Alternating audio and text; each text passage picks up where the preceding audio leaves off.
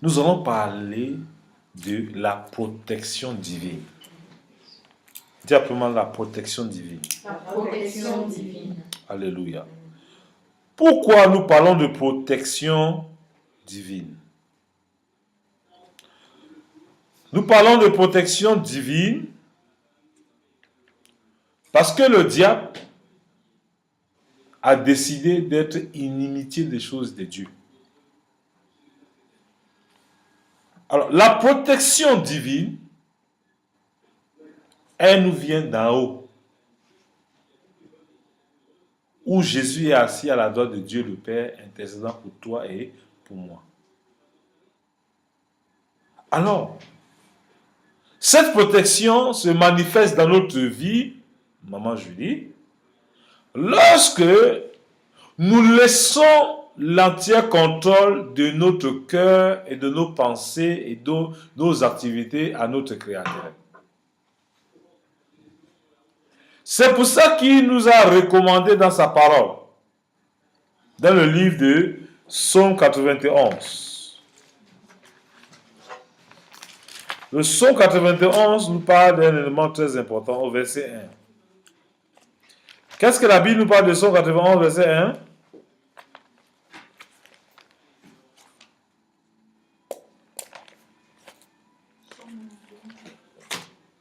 Dis-nous ça, maman pasteur. Oui, 91, verset 1. Je lis au nom du Seigneur. Celui qui demeure sous l'abri du Très-Haut repose à l'ombre du Tout-Puissant. Alléluia. Amen. Nous constatons ici, celui qui demeure sous l'abri du Très-Haut. Il y a entre croire et demeurer. Il y a beaucoup qui ont goûté l'abri du Très-Haut, ils se sont retirés. C'est pour ça que vous voyez souvent les enfants de Dieu. Vous les voyez aujourd'hui, ils ont chanté Dieu, ils ont crié Dieu. Et demain, vous voyez les catastrophes les arrivent, les malheurs les arrivent. Vous dites, mais comment un enfant de Dieu peut avoir tous ces malheurs-là? Vous ne connaissez pas les relations personnelles avec le Dieu.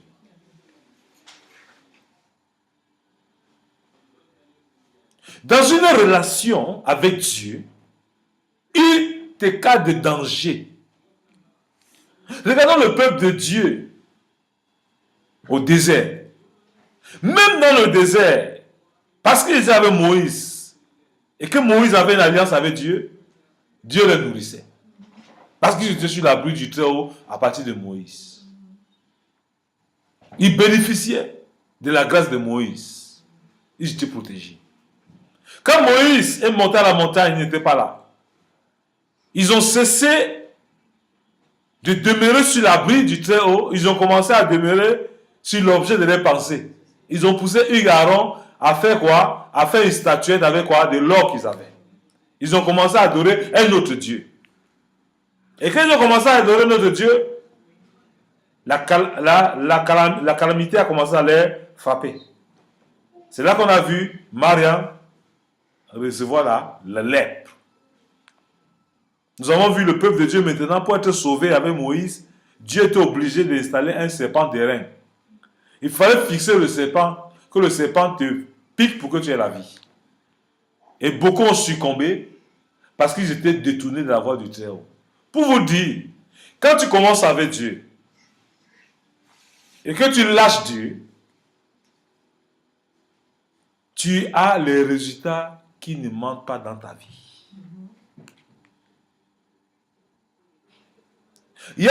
C'est pour ça que la fin d'une chose vaut mieux que son commencement. Vous allez me dire, docteur, tu nous parles de ces choses, pourquoi? Je vous parle ça parce que vous voulez grandir. Vous voulez recevoir toujours, vous voulez demeurer dans la grâce de Dieu. Vous êtes dans la grâce, demeurez. Dis à ta soeur, demeure. Demeure. Appelle le nom de ta soeur fort, dis demeure dans la grâce de Dieu. Demeure dans la grâce de Dieu. Maman, je dis demeure dans la grâce de Dieu. Maman, pasteur, demeure. Alléluia. Ce genre de prédication comme ça, il devrait voir les gens se lever, venir bénir le pasteur. Vous n'avez pas l'habitude d'entendre ça. Il vous dit, il faut demeurer. Il y a une différence entre demeurer et assister. Alléluia. Pierre n'a pas demeuré. Il n'a pas pu demeurer. Il s'est repenti, il est revenu. Donc il y a une possibilité, il y a une repentance pour revenir. Mais il est mieux de demeurer. C'est pour ça que le psaume 91, au verset 1 dit, c'est lui qui demeure sous l'abri du Très-Haut, repose à l'homme du Tout-Puissant. Nous, ici à la maison de vainqueurs, nous demeurons sous l'abri du Tout-Puissant. Qu'importe les complots qui s'élèvent contre nos vies, c'est nul et sans avenir. Quels que soient les esprits d'incantation contre ta vie, c'est nul et sans avenir. Contre tes enfants, Dieu la condamne au nom de Jésus. C'est pour ça que lorsque vous venez avec un sujet de prière que vous confiez à votre papa, mon sujet de prière va marcher parce que je demeure sous l'abri du Très-Haut. Amen. Et je vous communique cette vie. Les gens se disent, mais la puissance du docteur elle vient où? Les gens vont commencer à vous dire, non, la puissance elle vient de gauche à droite. Dites non, il demeure sous l'abri du Très-Haut. Dieu est obligé de continuer à utiliser son serviteur. Il est obligé d'honorer son nom. Alléluia. Et je déclare sur votre vie que vous demeurez sur l'abri du Très-Haut. Jusqu'à tout le restant de votre vie. Amen. Alors, nous voyons le verset 2. Le verset 2 nous dit, donne un élément très important. C'est vrai de Dieu. Je dis à l'Éternel, mon refuge et ma forteresse. Ma forteresse. Mon Dieu en qui je me confie. Mon Dieu en qui je me confie. Alléluia. Amen. Très bien dit. Je dis à l'Éternel, mon refuge et ma forteresse. Est-ce que dans ton secret, tu dis à Dieu, tu es mon refuge et tu es ma forteresse? Il nous arrive des problèmes, des difficultés. On commence à promener les regards inquiets. Oh, patience, il faut me sauver. Ça ne va pas, mon enfant ne va plus à l'école. Maman, pasteur Suzanne, vraiment, est-ce que tu peux me donner 5 € là? Parce que je suis fauché. Tu appelles la calamité dans ta vie, la pauvreté. Les circonstances que tu as ne te signifient pas que tu es pauvre. Dieu dit, il faut avoir la foi. La foi, c'est de voir au-delà de ce que tu vis. Tu es malade, tu vois la guérison déjà, tu commences à marcher dans ta guérison. Tu n'es pas marié, tu te vas marier, tu commences à marcher dans ton mariage. Tu dois changer ton langage, tu dois changer ton comportement, tu dois changer ton attitude. Alléluia. Alléluia. L'Éternel est mon protecteur. De qui aurais-je peur? Mais j'ai peur de rien, des personnes. Parce que je sais que je suis sous l'abri, je demeure. Si tu ne demeures pas sous cet abri, tu es dehors, le froid va te tuer. C'est la même chose que si tu ne demeures pas chez Dieu, le diable et ses démons vont te tuer. Avec succès, tu vas mourir, ils vont t'enterrer. On va se souvenir de toi que tu priais avant. Mais c'est le diable qui t'aura terminé. Parce que tu as goûté Dieu et tu as dit non, je préfère aller dehors. Mais Dieu te donne tout le choix, ou de le suivre ou de ne pas le suivre. Demandez-moi, je vous dis dans la Bible, il y a le fils prodigue. Depuis le fils prodigue, il a essayé, il a dit à son père, donne pour moi. Il ne veut plus demeurer sur ton toit, sur ton abri. Son père a donné, il allait dilapider, il a commencé à manger la nourriture de cochon. C'est quand il a commencé à manger la nourriture de cochon que lui-même s'est regardé, il s'est dit non, moi je ne suis pas un cochon. La repentance est venue dans son cœur. Heureusement qu'il a laissé l'humilité le gagner. Il est allé vers son papa et son papa l'a récupéré. Il est rentré sous l'abri. Et quand il est rentré sous l'abri, qu'est-ce qui s'est passé? Sa vie a été restaurée. Donc quand tu reviens dans l'abri du Très-Haut, ta vie est restaurée. Bien-aimé, reviens, n'aie pas honte, quel que soit où tu es, quel que soit le péché que tu as commis, tu crois que tu es un peu mourir dedans. Dieu te dit, si tu te repens, il est fidèle et juste de te pardonner, de te purifier, de te sanctifier. Il est capable encore de te protéger. Il est capable encore de faire ce qu'il t'avait promis qu'il devait faire pour toi. Reviens courageusement, reçois le pardon qui s'obtient dans le sang de Jésus. Amen. Et ce sang est capable de te restaurer de cette maladie que tu as eue en dehors de la protection de Dieu. Dieu est capable de te sanctifier et te donner la guérison qu'il faut. Je déclare sur ta vie une nouvelle restauration. Je déclare sur ta vie une nouvelle orientation. Je déclare sur ta vie un nouveau succès. Je déclare sur ta vie un nouveau départ. Alléluia. Amen. Si tu étais fatigué, je déclare sur ta vie une nouvelle force. C'est pour ça qu'il nous dit au verset 2. Je dis à l'Éternel mon refuge et ma forteresse. C'est lui notre forteresse. Comme un arbre a des racines, c'est Dieu notre racine. Alléluia. Et si nous sommes toujours racinés à Dieu, il est difficile qu'on nous détrône. C'est assez difficile. Les tentations vont venir, les épreuves vont venir, mais confiez-vous à Dieu. Tous ceux qui viennent vers vous, avec le nom de Dieu, qui ne sont pas vrais, Dieu va les dévoiler. Parce que Dieu est celui qui démasque ceux qui ont des masques. Si les gens prennent le masque de Jésus pour dire qu'ils m'ont Jésus, ils viennent vers toi, Dieu va finir par les démasquer. Et tu seras libre. C'est pour ça que tu dois utiliser les armes de Dieu. Et je reviens encore pour vous parler des armes et des fruits de l'esprit. Je vous dis pardon. Qui a encore lu les fruits de l'esprit aujourd'hui 30 fois par jour? Je ne sais pas pourquoi l'esprit me parle de vous parler de ça. Alléluia. C'est important. Parce que c'est dans le fruit de l'esprit qui te donne de demeurer sous l'abri du Très-Haut.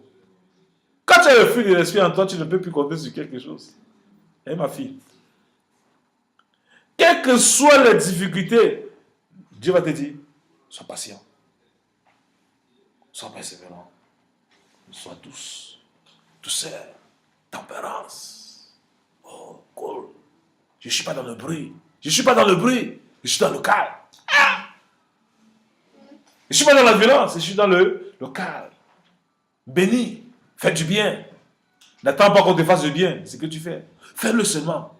Et tu verras ce que je te fais. Demeure sur la forteresse du Seigneur. Dieu est notre forteresse. Le verset 3 nous dit quoi?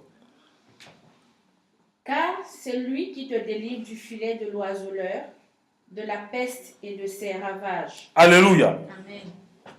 C'est Dieu qui te délivre de quoi? De l'oiseleur. Du filet de l'oiseleur et de la peste et de ses ravages. La peste est même plus grave que le sida. Il est capable de te délivrer. Dieu dit il te délivre de la peste. Avec des maladies incurables, les noms même qui ne se mentionnent pas, des maladies, Dieu est capable de te guérir. Donc ce soir, impose ta main là où tu as mal au nom de Jésus, reçois ta guérison. Maintenant je prie, au nom puissant de Jésus, reçois la guérison qui vient de l'Éternel des armées. Oh, l'Éternel des armées maintenant agit dans ta vie. Il agit dans ta vie. Il agit dans ta vie. Il te dit dans le livre d'Exode 15, verset 26, si tu écoutes attentivement de la voix de l'Éternel ton Dieu en ce soir, je ne t'infligerai plus des maladies que j'ai infligées aux Égyptiens, car je suis l'Éternel qui te guérit. Reçois la guérison de l'Éternel au nom puissant de Jésus. C'est pour ça qu'il nous dit dans ce verset, il te délivre du filet de l'oiseleur, de la peste et de ses ravages.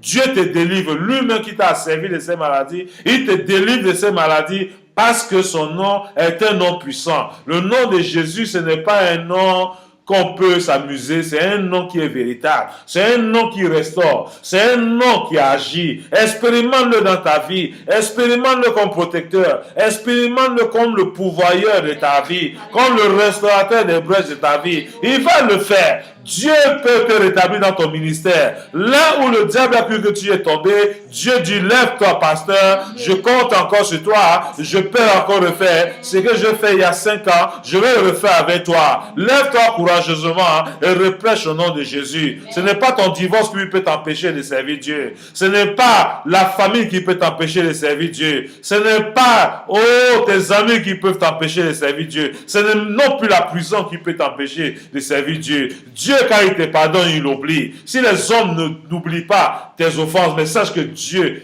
t'a pardonné et il est la majorité. Et reçois le réconfort de Dieu encore en ce jour. Reçois sa restauration. Et lève-toi comme une gazelle et cours dans le nom de Jésus et proclame ses merveilles. Car Dieu t'a mandaté à pouvoir, à communiquer la vie et la vie véritable à ceux qui veulent périr. Au nom de Jésus. Alléluia. Vous n'avez pas de raison de ne pas servir Dieu, mes enfants. Dieu est mon fortificateur. Il renouvelle mes forces chaque matin. Alléluia. Alléluia. Je ne connais pas la fatigue. La fatigue, je n'ai pas dans mon vocabulaire. La force de l'Éternel est ma force. Alléluia. Alléluia. J'ai béni Dieu quand je m'avais voir le papa de Guylaine dans son lieu de repos. Quand il me voit, il me dit, mon ami, quand il te voit, j'ai une nouvelle force. Alléluia. Amen. Donc je me rends compte que quand il me voit, c'est Dieu lui-même qui voit au travers de moi. Amen. Comment ne pas glorifier mon Dieu? C'est pour ça qu'il est dans et dit, Dieu, merci. Alléluia. Amen. Si quelqu'un croit en moi, ça veut dire que toi-même, vraiment, tu investis en moi. Parce que si tu n'étais pas en moi, personne ne pouvait croire en moi. Alléluia.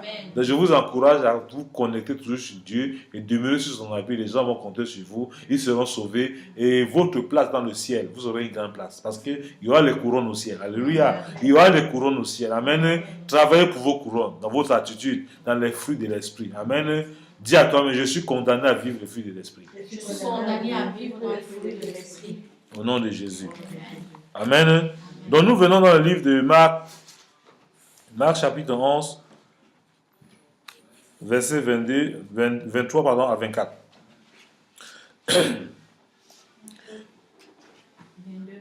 Ouais, à haute voix. Je lis au nom du Seigneur. Et aucun des sept ne laissa de postérité. Marc. Oui, je suis dans Marc. Non, Marc chapitre 11. Là, 11, verset 23 à 24. Je lis au nom du Seigneur. Je vous le dis en vérité, si quelqu'un dit à cette montagne, ôte-toi de là et jette-toi dans la mer, et s'il ne doute point en son cœur, mais croit que ce qu'il dit arrive, il le verra s'accomplir. Alléluia. C'est pourquoi je vous dis, tout ce que vous demanderez en priant, croyez que vous l'avez reçu et vous le verrez s'accomplir.